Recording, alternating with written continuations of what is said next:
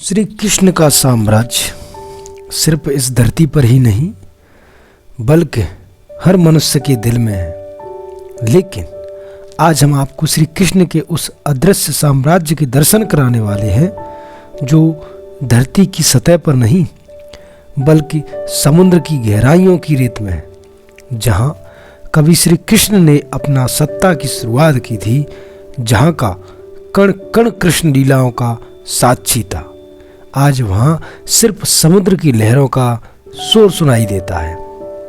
गोमती नदी और अरब सागर के संगम पर बसा विश्वास और इतिहास को जोड़ता यह नगर आज भी श्रद्धालुओं के लिए देव भूमि है।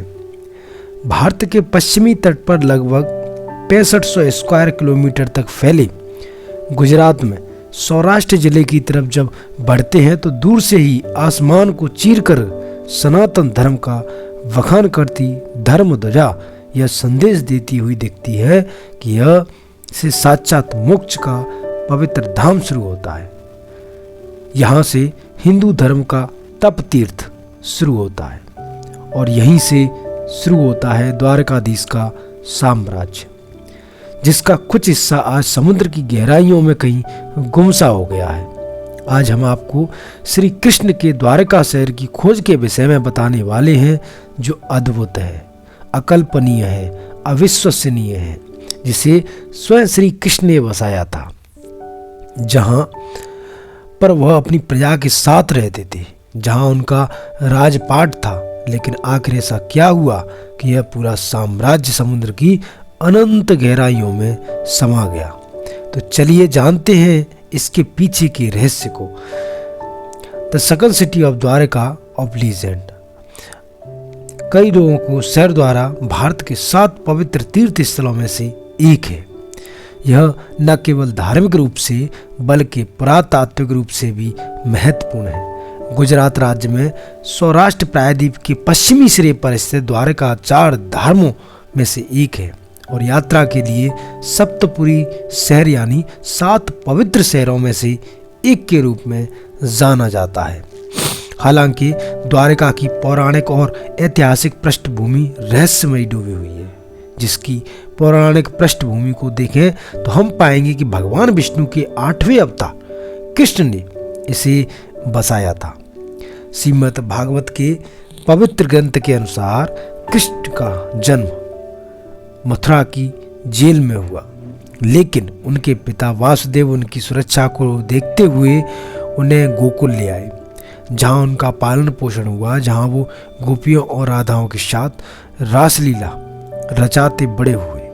वहीं पर उन्होंने अपनी मां मथुरा की क्रूर राजा कंस अपनी मां और मथुरा के क्रूर राजा कंस का वध किया। कंस के ससुर जरासंध के 18वें अवतार मथुरा पर आक्रमण करने के कारण वह सारी प्रजा को लेकर पश्चिम की ओर निकल गए, जहां पर भगवान श्री कृष्ण ने एक द्वीप स्थापित करने का निर्णय लिया।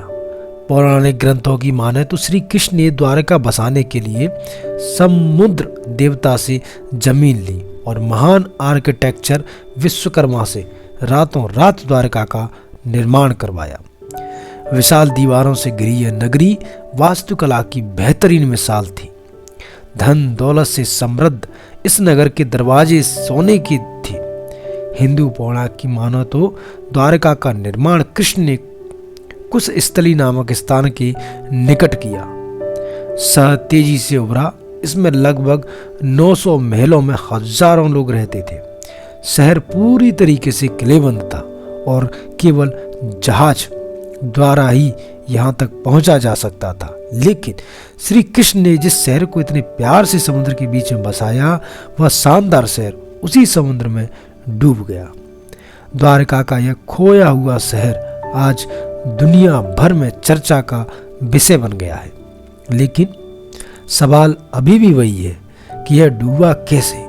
दोस्तों, द्वारका नगरी के डूबने के पीछे कई तरह की कहानियां और मिथ फैले हुए हैं। महाभारत के अनुसार श्री कृष्ण पांडवों की तरफ से महाभारत के युद्ध में शामिल हुए थे और इस युद्ध में पांडवों की जीत हुई थी और कौरवों की हार।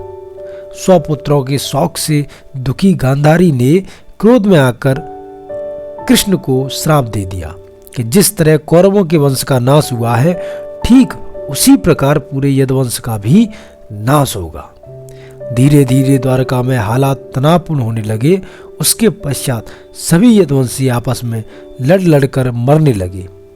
सभी यदुवंशियों की मृत्यु के बाद बलराम ने भी अपना शरीर त्याग दिया। बलराम के देह त्यागने के बाद श्री कृष्ण उदास होकर वन में विचरण करने लगे। घूमते घूमते वे एक स्थान पर बैठ गए और गांधारी द्वारा दिए गए श्राप के बारे में विचार करने लगे और फिर एक पेड़ की छांव में बैठ गए। इसी समय जरा नामक एक शिकारी का बाण उनके पैर में आकर लगा, जिसने दूर से उनके पैर के अंगूठे को हिरण का मुख समझकर बाण चला दिया था। जब वह शिकारी शिकार उठाने पहुंचा तो श्री कृष्ण को देखकर क्षमा मांगने लगा। कान्हा ने उन्हें अभय दान देकर देह त्याग दी। अर्जुन को कृष्ण के देह त्याग का जब संदेश मिला तो वह बहुत दुखी हुए। इसके बाद अर्जुन ने द्वारका पहुंचकर वासुदेव जी से कहा कि वह नगर में शेष बचे सभी लोगों को हस्तिनापुर चलने की तैयारी का आदेश दे। फिर अर्जुन ने प्रभास क्षेत्र जाकर सभी यदुवंशियों का अंतिम संस्कार किया। अगले दिन वासुदेव जी ने प्राण त्याग दिए। उनका अंतिम संस्कार कर अर्जुन सभी महिलाओं और बच्चों को लेकर द्वारका से निकल गए।